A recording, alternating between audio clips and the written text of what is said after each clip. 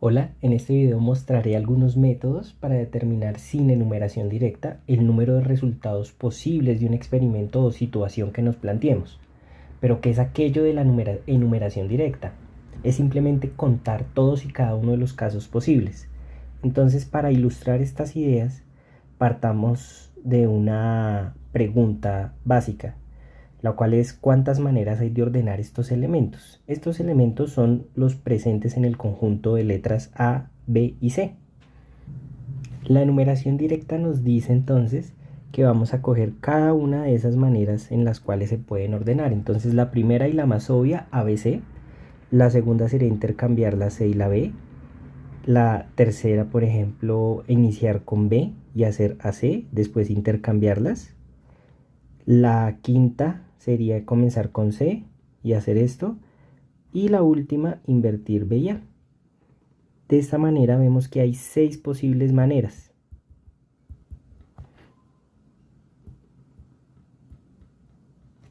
Sin embargo, para problemas mucho más robustos que esto, que son los que se nos presentan en la física, en las matemáticas o en la ingeniería, pues las matemáticas nos proporcionan ciertos métodos mucho más sencillos que hacer la enumeración directa.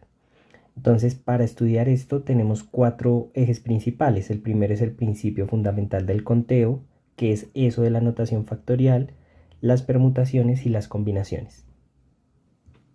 Arrancamos entonces con el principio fundamental del conteo. Este es un concepto básico pero poderoso que se utiliza para contar el número total de posibles combinaciones o resultados en situaciones donde hay múltiples pasos o eventos.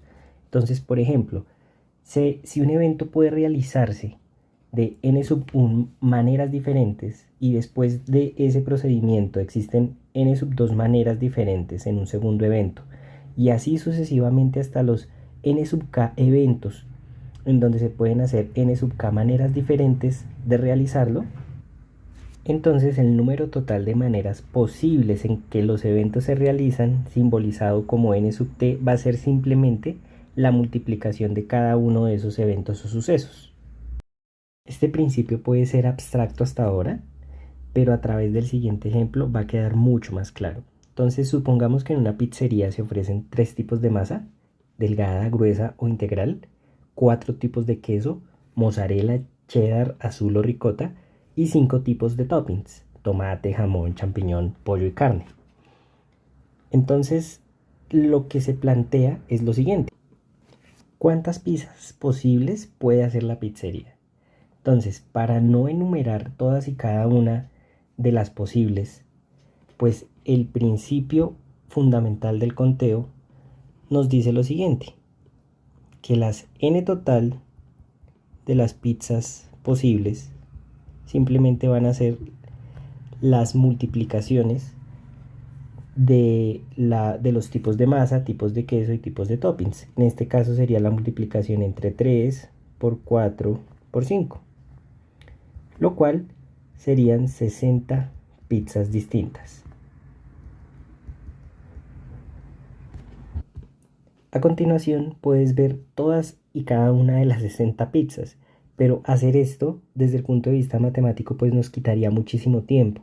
Por eso este principio fundamental del conteo es poderoso, porque nos ahorraría muchísimo tiempo mientras agrupamos cada una de las 3 posibles, eh, 3 tipos de masa, 4 tipos de queso y 5 tipos de toppings. En total, este principio nos dice que serán posibles sacar 60 pizzas distintas. Continuando con el tema, tenemos la notación factorial. Esto es importante definirlo en este punto porque a partir de ahora se va a usar mucho en las permutaciones y en las combinaciones. Entonces, si no estás muy familiarizado con el concepto, aquí te lo explico. Se simboliza con el símbolo de exclamación, ¿sí? Y por ejemplo se lee de la siguiente manera: si yo tengo n, este será n factorial. Aplicado a números tenemos lo siguiente, que 3 factorial es 3 por 2 por 1. 4 factorial es 4 por 3 por 2 por 1. Y en general, pues nosotros podemos ver que n factorial va a ser el número multiplicado por el anterior a ese n, multiplicado por el anterior del anterior, es decir, n menos 2, multiplicado por n menos 3, multiplicado hasta 1, según vimos de acá. Por definición, es importante entender que 0 factorial es 1. Teniendo la notación factorial clara, pasemos a lo siguiente. ¿Qué son las permutaciones? Como tal, son un arreglo ordenado o selección de un conjunto de elementos. Y un segundo aspecto importante, el más importante, es que el orden de tal arreglo o de tal selección de elementos sí que importa. Esto es súper importante. Entendamos esto a través de un ejemplo que ya realizamos. Dado el conjunto A, B y C, ¿cuántas maneras hay de ordenar estos elementos? Ya sabemos que son 6, pero no lo hemos hecho de manera práctica porque lo hicimos contando todas y cada una de las maneras. Entonces lo que hay que hacer es identificar los elementos del conjunto. Estos elementos se simbolizan con la letra N y en total hay 3 elementos, A, B y C. Entonces, ¿cuántas maneras hay de ordenarlos? Hay 3 factorial maneras de ordenarlos. 3 por 2 por 1, lo cual nos da 6 permutaciones. Por lo tanto, podemos definir que la fórmula de permutaciones de n elementos se simboliza con P de n y es igual al primer elemento por la multiplicación del anterior, el anterior del anterior, así hasta 1, y nosotros ya sabemos que esta es la definición formal de n factorial.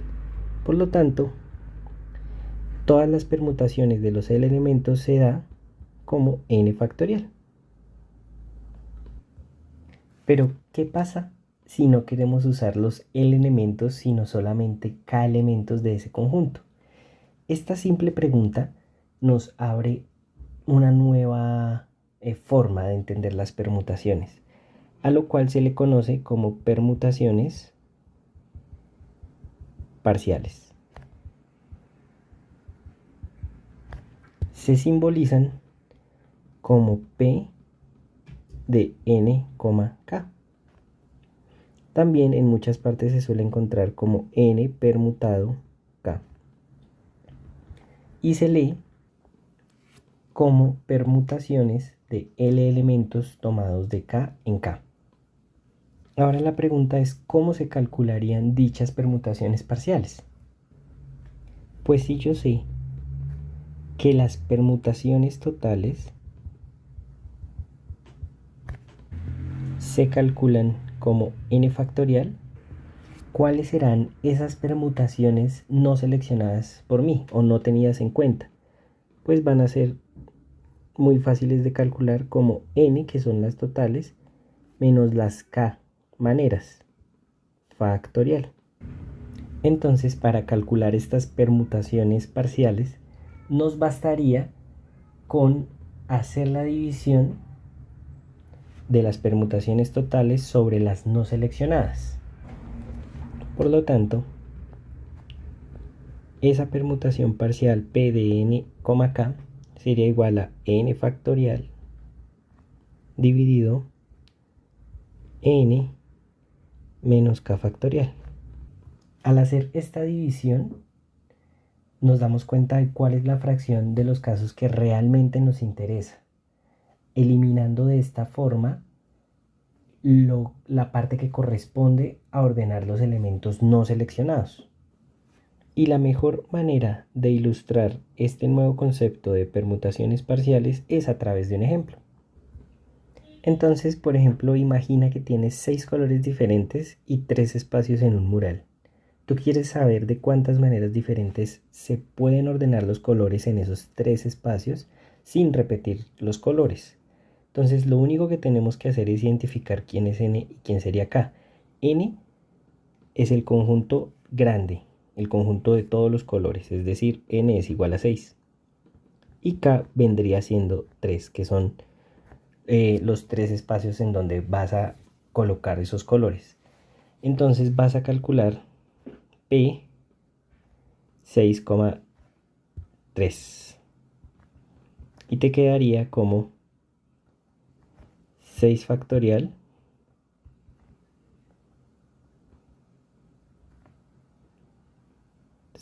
menos 3 factorial en el denominador y te quedaría 6 factorial sobre 3 factorial, lo cual sería igual a 6 por 5 por 4 por 3 factorial, porque lo que se quería sería un por 2 y por 1, lo puedes resumir en 3 factorial y en el denominador 3 factorial. De esta manera tú quitas esto y te quedaría 6 por 5 por 4 y eso sería igual a 120 maneras distintas. Ahora aquí te quiero mostrar que la mayoría de calculadoras científicas tienen esta función incorporada y aparece como NPR. En este caso pues la K sería R. Y lo que tendrías que hacer es 6 permutado 3. Y aquí él te bota directamente el resultado. Por otro lado te dejo aquí todas las 120 maneras posibles de agrupar el rojo, el azul, el verde, el amarillo, el naranja o el morado en ese mural de 3 posibles colores para que te des cuenta de lo engorroso que podría ser hacer esta lista. Y si quieres pegarle una rápida ojeada, pues pausa el video acá. Continuamos entonces con las combinaciones, las cuales son una selección de elementos de un conjunto donde el orden de elección no importa. Acá es súper importante, no importa. Porque vimos que en las permutaciones sí importaba ese orden. Realmente solo importa qué elementos se están escogiendo. Entonces vamos a estudiar cuál es el origen de esta fórmula. El origen surge del problema de elegir k elementos de un conjunto de n elementos distintos en donde no importa el orden de elección, como ya lo definimos previamente. Entonces, dado por ejemplo el conjunto de letras A, B, C, D y E, solo vamos a sacar 3 elementos. Y acá lo más importante para que entiendas es que la elección ABC es lo mismo que B a C, que no era lo mismo que teníamos en permutaciones. Acá la cosa es diferente. Entonces vamos a llegar a la fórmula de las combinaciones a partir de pensamientos lógicos.